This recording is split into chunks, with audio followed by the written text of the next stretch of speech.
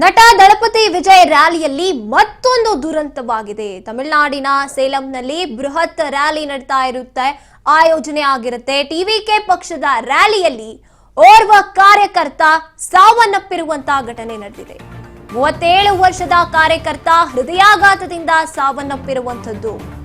ನಟ ದಳಪತಿ ವಿಜಯ್ ಅವರ ಪಕ್ಷ ಸಂಬಂಧಪಟ್ಟಂತಹ ರ್ಯಾಲಿಯನ್ನ ಆಯೋಜನೆ ಮಾಡಲಾಗಿರುತ್ತೆ. ಟಿವಿಕೆ ಪಕ್ಷದ ರ್ಯಾಲಿಯಲ್ಲಿ ಓರ್ವ ಕಾರ್ಯಕರ್ತ ಸಾವನ್ನಪ್ಪಿರುವಂತದ್ದು.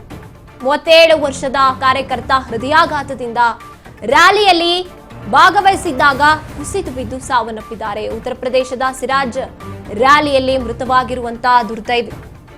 ಕರೂರು ಕಾಲ್ತುಳಿದ ಬಳಿಕ ಟಿವಿಕೆ ಎಚ್ಚೆತ್ತುಕೊಳ್ಳಿಲ್ವಾ? ಹಾಗಿದ್ರೆ ನಟ ದಳಪತಿ ವಿಜಯ್ ರ್ಯಾಲಿಯಲ್ಲಿ ಈಗ ಮತ್ತೊಂದು ದುರಂತ ನಡೆದು ಹೋಗಿದೆ. ತಮಿಳುನಾಡಿನ ಸೇಲಂನಲ್ಲಿ ರ್ಯಾಲಿ ನಡೀತಾ ಇರುತ್ತೆ. ಆ ಸಂದರ್ಭದಲ್ಲಿ ಓರ್ವ ಕಾರ್ಯಕರ್ತ 37 ವರ್ಷದ ಕಾರ್ಯಕರ್ತ ಕುಸಿದು ಬಿದ್ದು ಸಾವನ್ನಪ್ಪಿರುವಂಥದ್ದು. ಉತ್ತರ ಪ್ರದೇಶದ ಸಿರಾಜ್ ಅನ್ನುವಂತಹ ಕಾರ್ಯಕರ್ತ. ಕರೂರಿನಲ್ಲಿ ಆದಂತಹ ಘಟನೆ ಏನಿದೆ ಅದರಿಂದ ನಿಜಕ್ಕೂ ಕೂಡ ನಟ ದಳಪತಿಗೆ ಒಂದು ರೀತಿಯಾಗಿ ಬ್ಲ್ಯಾಕ್ ಮಾರ್ಕ್ ಆಗಿ ಉಳ್ಕೊಂಡಿತ್ತು ಕರೂರಿನಲ್ಲಿ ನಡೆದಂತಹ ಘಟನೆ. ಈಗ ಮತ್ತೊಮ್ಮೆ ಅಂಥದ್ದೇ ಒಂದು ದುರ್ಘಟನೆ ಸಂಭವಿಸಿರುವಂಥದ್ದು. ಇದು ನಿಜಕ್ಕೂ ಕೂಡ ಈ ವಿಜಯ್ ಏನಿದ್ದಾರೆ ಇವರಿಗೆ ಎಲ್ಲೋ ಒಂದ್ ಕಡೆ ಕೆಟ್ಟ ಹೆಸರನ್ನ ತರೋದಕ್ಕೆ ಈ ರೀತಿ ಘಟನೆಗಳು ನಡೀತಾ ಇದೆಯಾ, ಅಥವಾ ಅವರು ಯಾವುದೇ ರೀತಿಯಾದಂತಹ ಈ ರೀತಿಯಾಗಿ ನೆಗೆಟಿವ್ ಚಿಂತನೆಗಳನ್ನ ಅವ್ರು ಇಟ್ಕೊಂಡೇ ಇರೋದಿಲ್ಲ, ಆದ್ರೂ ಕೂಡ ಅದೇ ಆಗ್ತಾ ಇದೆ.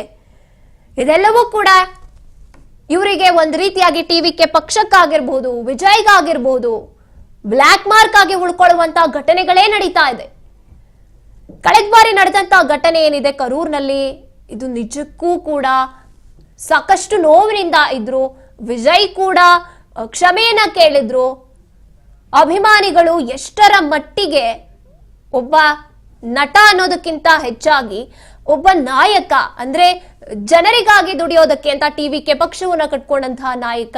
ಹಾಗಾಗಿ ಅಭಿಮಾನಿಗಳ ಸಂಖ್ಯೆ ಇನ್ನೂ ಹೆಚ್ಚಾಯ್ತು ಅಂತಾನೆ ಹೇಳ್ಬೋದು ಟಿವಿಕೆ ಹುಟ್ಕೊಂಡಾಗ್ಲಿಂದ. ಅದು ಕರೂರಿನಲ್ಲಿ ಕಾಲ್ತುಳಿತ ಪ್ರಕರಣ, ಅದರಿಂದಲೇ ಆಗಿದ್ದಂಥದ್ದು. ಅದು ಒಂದು ರೀತಿಯಾಗಿ ಕಪ್ಪು ಚುಕ್ಕೆಯಾಗಿ ಉಳ್ಕೊಂಡಿದೆ. ಈಗಲೂ ಕೂಡ ದಳಪತಿ ವಿಜಯ್ಗೆ ಒಂದ್ ರೀತಿಯಾಗಿ ಆ ಘಟನೆ ಕಪ್ಪು ಚುಕ್ಕೆಯಾಗಿ ಉಳ್ಕೊಂಡಿತ್ತು, ಈಗಲೂ ಉಳ್ಕೊಂಡಿದೆ. ಆದ್ರೆ ಈಗ ಮತ್ತೊಂದು ಅದೇ ರೀತಿಯಾದಂತಹ ದುರಂತ ನಡೆದಿರುವಂಥದ್ದು. ಯಾಕೆ ಈ ರೀತಿ ಎಲ್ಲ ಆಗ್ತಾ ಇದೆ? ರಾಜಕೀಯ ಭವಿಷ್ಯ ಒಂದ್ ರೀತಿಯಾಗಿ ಇಲ್ಲೇ ಕಾಣಿಸ್ತಾ ಇದೆ. ರಾಜಕೀಯ ಭವಿಷ್ಯದಲ್ಲಿ ಯಾವ ರೀತಿ ಆಗುತ್ತೆ ವಿಜಯ್ಗೆ ಅನ್ನುವಂಥದ್ದು. ಹಾಗಾಗಿ ಮತ್ತೊಂದು ರೀತಿಯ ದುರಂತ ಇವತ್ತು ನಡೆದಿರುವಂಥದ್ದು. ಕಾರ್ಯಕರ್ತ ಸಾವನ್ನಪ್ಪಿರುವಂಥದ್ದು. 37 ವರ್ಷದ ಕಾರ್ಯಕರ್ತ ರ್ಯಾಲಿ ಸಂದರ್ಭದಲ್ಲಿ ಹೃದಯಾಘಾತದಿಂದ ಸಾವನ್ನಪ್ಪಿರುವಂತಹ ಘಟನೆ ನಡೆದಿದೆ. ಉತ್ತರ ಪ್ರದೇಶದ ಸಿರಾಜ್ ಸಾವನ್ನಪ್ಪಿರುವಂತಹ ಘಟನೆ ನಡೆದಿದೆ. ಕರೂರು ದುರಂತದ ಬಳಿಕ ಕೂಡ ವಿಜಯ್ ಎಚ್ಚೆತ್ತುಕೊಂಡಿಲ್ಲ. ಹಾಗಿದ್ರೆ ತಮಿಳುನಾಡಿನಲ್ಲಿ ಸೇಲಂನಲ್ಲಿ ನಡೆದಂತ ಟಿವಿಕೆ ಪಕ್ಷದ ರ್ಯಾಲಿ ಏನಿದೆ, ವಿಜಯ್ ರ್ಯಾಲಿಯಲ್ಲಿ ಕಿಕ್ಕಿರಿದು ಸೇರಿದ್ರು ಜನತೆ.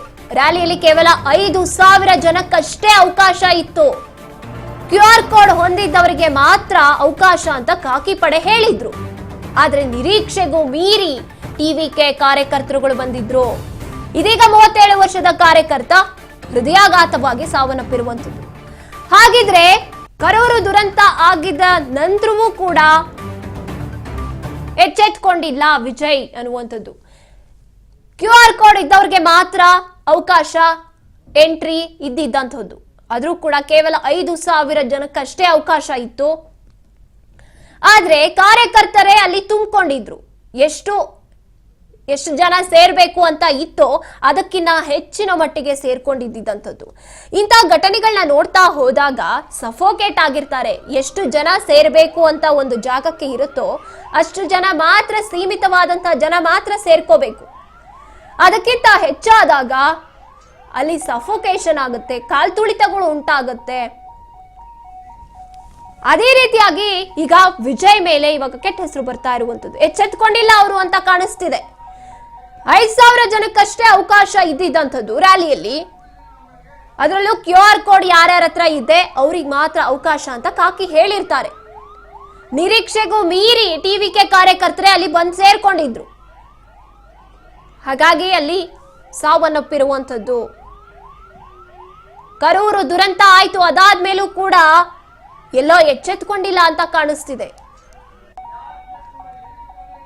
ವಿಜಯ್ ರ್ಯಾಲಿಯಲ್ಲಿ ಕಿಕ್ಕಿರಿದು ಸೇರಿರುವಂತದ್ದು ಜನತೆ. ಎಷ್ಟು ಜನ ಸೇರ್ಕೊಳ್ಬೇಕಿತ್ತು ಅಂತ ಒಂದು ಮಾರ್ಗಸೂಚಿ ಏನಿದೆ ಅದನ್ನ ಫಾಲೋ ಮಾಡಬೇಕಿತ್ತು. ಈಗ ವಿಜಯ್ ಮೇಲೇನೆ ಬರುವಂತದ್ದು ಇದು. ಕಳೆದ ಬಾರಿ ಕೂಡ ವಿಜಯ್ ಮೇಲೇನೆ ಈ ಒಂದು ದುರಂತ ಏನಾಗಿತ್ತು ಕರೂರ್ನಲ್ಲಿ ಅದನ್ನ ತಲೆ ಮೇಲೆ ಹೊತ್ಕೊಂಡ್ರು. ಅದಾದ್ಮೇಲೂ ಕೂಡ ಎಚ್ಚೆತ್ಕೊಂಡಿಲ್ಲ. ಎಷ್ಟು ಜನ ಸೇರ್ಕೋಬೇಕಿತ್ತು, ಮತ್ತೆ QR ಕೋಡ್ ಇದ್ದವ್ರಿಗೆ ಮಾತ್ರ ಅವಕಾಶ ಅಂತ ಪೊಲೀಸರು ಹೇಳಿರ್ತಾರೆ. ಆದ್ರೂ ಕೂಡ ಯಾಕೆ ಇಷ್ಟೊಂದು ಜನ ಸೇರ್ಕೊಳ್ಳೋಕಾಯ್ತು? ಹಾಗಿದ್ರೆ ಅಲ್ಲಿ ಸೀರಿಯಸ್ ಆಗಿ ತಗೊಂಡಿಲ್ಲ ಮಾರ್ಗಸೂಚಿಯನ್ನ. ಈ 37 ವರ್ಷದ ಕಾರ್ಯಕರ್ತ ಏನ್ ಸಾವನ್ನಪ್ಪಿದ್ದಾನೆ, ಇದು ಮತ್ತೊಂದು ರೀತಿಯಾಗಿ ಎಚ್ಚೆತ್ಕೊಂಡಿಲ್ಲ ಇನ್ನೂ ಅನ್ನೋದನ್ನ ನಿರೂಪಿಸಕ್ಕಾಗಿರುವಂತಹ ಘಟನೆ ರೀತಿ ಕಾಣಿಸ್ತಾ ಇದೆ ಇದು. ಯಾಕಷ್ಟೊಂದು ಓಕೆ, ಅಲ್ಲಿ ಜನರೇ ಸೇರ್ಕೊಂಡಿರ್ತಾರೆ, ಕಾರ್ಯಕರ್ತರುಗಳನ್ನ ಯಾರ ಅವಶ್ಯಕತೆ ಇದೆ ರ್ಯಾಲಿಗೆ ಅಂತವ್ರನ್ನ ಮಾತ್ರ ಅಲ್ಲಿಗೆ ಕರ್ಕೊಂಡು ಹೋಗ್ಬೋದಿತ್ತು. ಒಂದು ಪಕ್ಷದ ನಾಯಕನಾಗಿದ್ಕೊಂಡು ವಿಜಯ್ ಸೇತುಪತಿ ಅವರ ಜವಾಬ್ದಾರಿ ಆಗ್ಬೇಕಿತ್ತಿದು. ಎಸ್ಎನ್ವಿ ಬಗ್ಗೆ ಹೆಚ್ಚಿನ ಮಾಹಿತಿಯನ್ನ ನೀಡ್ತಾರೆ ನಮ್ಮ ಪ್ರತಿನಿಧಿ ರಾಜೇಂದ್ರ. ರಾಜೇಂದ್ರ, ಇಲ್ಲಿ ಮತ್ತೊಮ್ಮೆ ಈ ಘಟನೆಯನ್ನ ನೋಡ್ತಾ ಇದ್ರೆ ಎಲ್ಲೋ ಇನ್ನೂ ಎಚ್ಚೆತ್ಕೊಂಡಿಲ್ಲ, ಅಲರ್ಟ್ ಆಗಿಲ್ಲ ವಿಜಯ್ ಅನ್ನುವಂಥದ್ದು ಇಲ್ಲಿ ಮೇಲ್ನೋಟಕ್ಕೆ ಕಾಣಿಸ್ತಾ ಇದೆ. ನಿಜವಾಗ್ಲೂ ಕೂಡ ಏನಾಯ್ತು ಇಲ್ಲಿ ಅಂತ?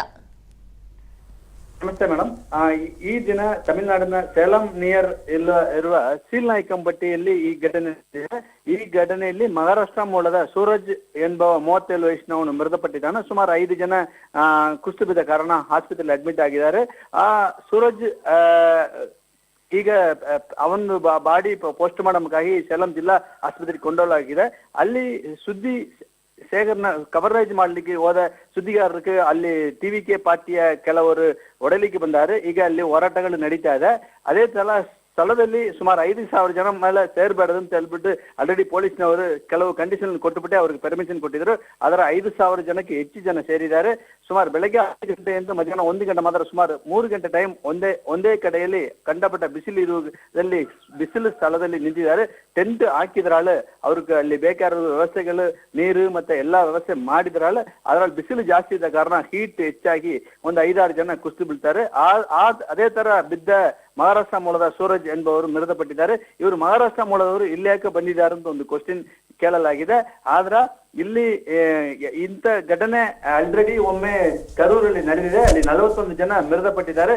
ಅದರಿಂದ ಈ ವಿಜಯ್ ಬರುವ ಸ್ಥಳಗಳಲ್ಲಿ ಹೆಚ್ಚಿನ ಮಾಹಿತಿ ಸೇಫ್ಟಿ ಕೊಡ್ಲಿಕ್ಕೋಸ್ಕರ ಏನೇನೇ ಮಾಡಿದ್ರಾಳೆ ಇಂಥ ಘಟನೆಗಳು ಕಂಟಿನ್ಯೂ ನಡೀತಾ ಇರೋದು ನೋಡ್ಬೇಕು ಘಟನೆ. ಧನ್ಯವಾದ ನಿಮ್ಮೆಲ್ಲ ಮಾಹಿತಿಗಾಗಿ ರಾಜೇಂದ್ರ.